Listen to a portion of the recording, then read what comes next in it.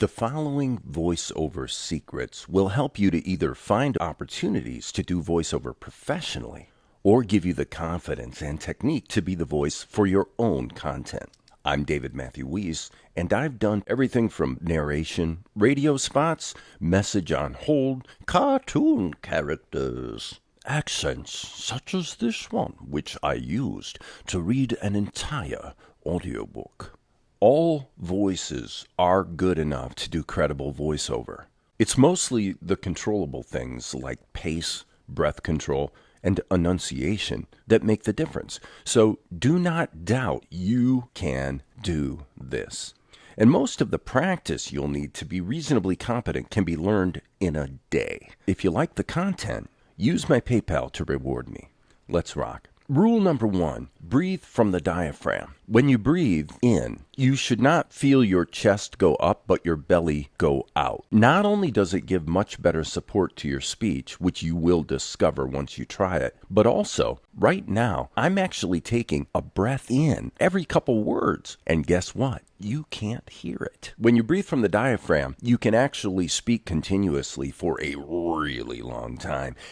And no one can hear you breathing in. You never hear in your voiceover. Number 2, if you're good at imitation, like imitating radio personalities, newscasters, film stars, it's easy to find recordings of great voices. If you happen to have the knack for imitation, then the first tip alone of just learning to breathe from your diaphragm will give you most of what you need to go forward, and you can just stop. But just be aware, that first one is the biggie. I happen to find imitation easy. When I was doing a voiceover for a fan episode of Futurama, one of the characters was the classic film star Ed Wynn, and I found Ed Wynn on a YouTube video, and it really wasn't very long. I didn't have to listen very long before. It was just amazing how I could find his voice, Okay, so for me, that's easy. I don't know if other people can do that, but for me, it's been quite helpful. So if you can imitate and breathe from the diaphragm, you're halfway there. Next, hydration. It's less about being super hydrated than it is about not being dehydrated. Drink enough water that you're not dehydrated, obviously. How hard should you speak? It depends on the situation. There are cases where you want to speak louder or softer, obviously. But notice the next time you watch a film, you might be really surprised to find how softly film actors are speaking much of the time.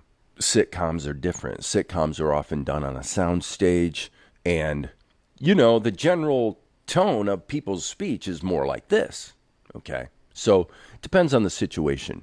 But if you want to find out what the good mid-range volume level is, do a trick some singers learn to do, which is go. What you do is you figure out how much air is required to force a vocal tone through your lips. That's your basic volume.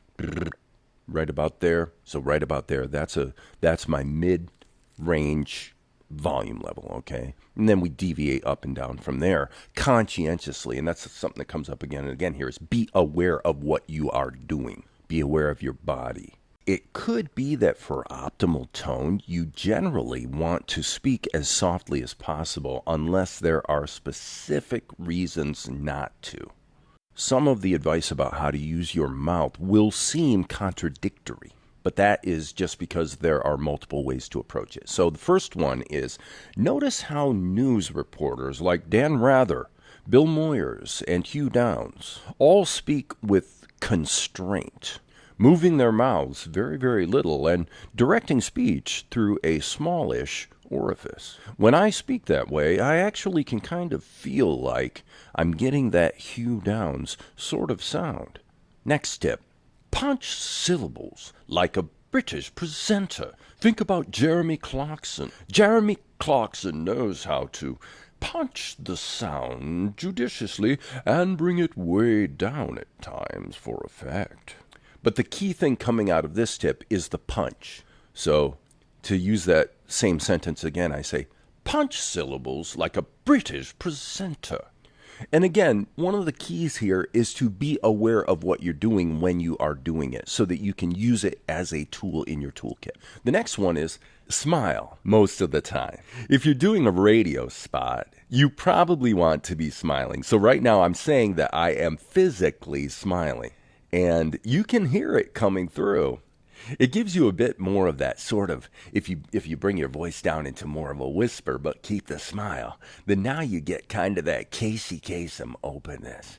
This is America's Top 40. I'm Casey Kasem. Next tip would be keep the mouth slightly open and engaged, kind of like a robot. All right, so just see what that feels like. So right now, my voice is actually, my mouth, I should say, is actually quite open much of the time.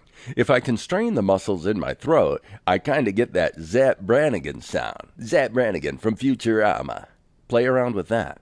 Okay, the next one is actually very important for a lot of commercial voiceover, which is attack vowels. This probably makes the single biggest difference in some kinds of commercial voiceover.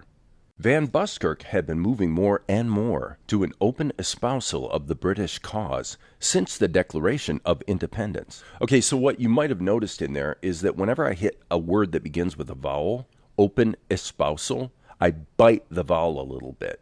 I actually allow a little bit of air at the end of the prior word, and then I bite the vowel. This is something I learned early on with Message on Hold, because if you bite the vowels as I'm describing, it actually, especially through a phone or in the presence of a lot of background noise or a music track or something, it makes it easier to understand what is being said. Okay, so attack your vowels. Next, read ahead. Break it into phrases. Then try to flow them smoothly together and sort of hide that you're doing it. I'm looking at a script, and the individual phrases are read ahead, break it into phrases, then try to flow them smoothly together and sort of hide that you're doing it.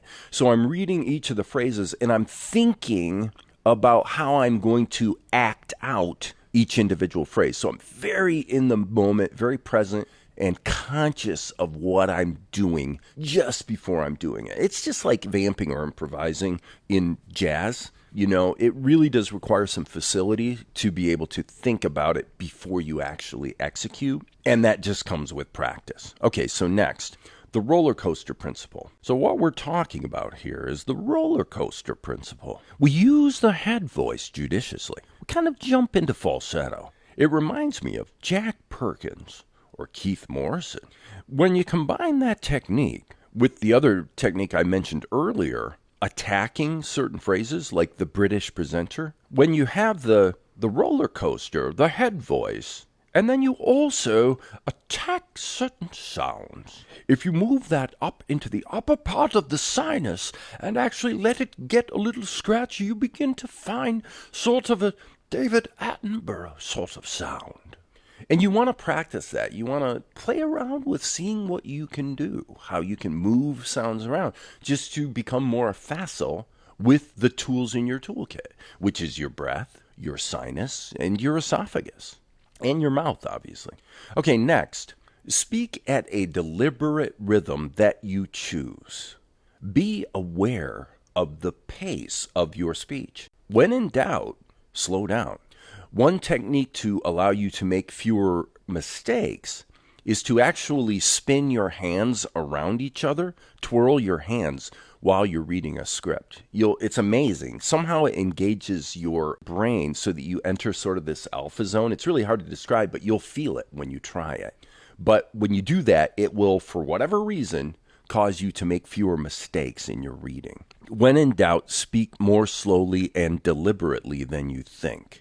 You can use digital tools to speed up your voice without changing the tonality quite a bit. It's much harder to slow down a voiceover digitally. One more thing to be aware of is don't speed up and slow down too much. Keep it steady-ish. So that means just be aware of the pace you're speaking at. Next, give full pronunciation to each syllable of multi-syllabic words. An example I heard in a movie trailer years ago by Ben Patrick Johnson, it was for the movie Surf's Up. He didn't say history. He said history. He really broke the word up into 3 syllables. Think about that. Be aware of it. Try it. Next, rhythmically percussive dynamics. Sort of like a 1940s newsreel. Rhythmically percussive dynamics.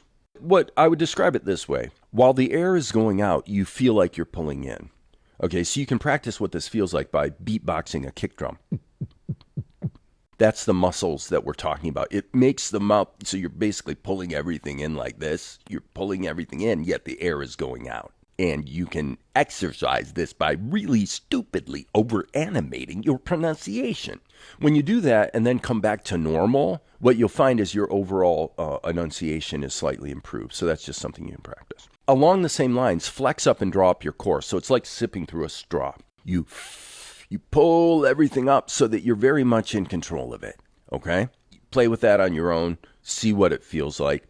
Next point, improve with imitation. I mentioned this earlier about the Edwin thing. If this is something you happen to have a talent for, really use it. Listen to as many voices as you can and just imitate them. Because what that'll do, it's the main way that I learned was by imitating. Because what it did was by trying to sound like this other person, I became aware of what I was doing with my voice and my throat and my mouth in order to attain that sound.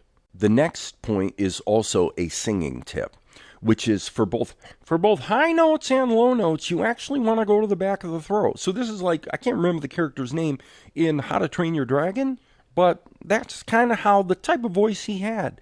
This is way back in the back of the throat, but you can also go way back to the back of the throat in a whisper if you're going to do perhaps a film trailer in a world where blah, blah, blah, blah, blah. Okay, it's all about going way back to the back of the throat. Unless a specifically nasal tone is called for.